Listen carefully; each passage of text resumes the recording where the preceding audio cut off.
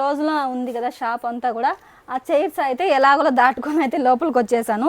కొంచెం ఎమర్జెన్సీ కదా, వాళ్ళు ఖచ్చితంగా ఇవ్వాలని చెప్పారు. మనకు ఆర్డర్ లేకుంటే క్యాన్సిల్ చేసుకుంటాం, మనకు ఖచ్చితంగా ఇవ్వాలి ఎమర్జెన్సీ కాబట్టి ఇలా మనము బంద్ అయినా కూడా 1 మినిట్ రావాల్సి వచ్చిందనమాట. ఇలా మనము కస్టమర్ రిక్వైర్మెంట్ అంతా కూడా ఇలా నోట్ చేసుకుంటాం అనమాట బుక్లో అయితే.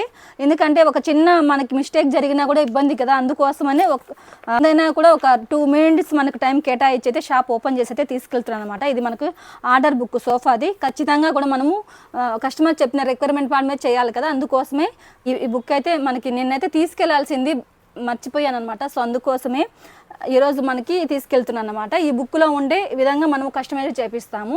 కొలతలు మనకు ఖచ్చితంగా ఇంపార్టెంట్ కదా. సో ఇప్పుడు తీసుకెళ్తున్నాను. ఇదే మన వర్కర్స్ చెప్తే వాళ్ళైతే చేసేసుకుంటారు అనమాట వాళ్ళ వర్క్. రేపు డెలివరీ ఇచ్చేస్తామన్నమాట.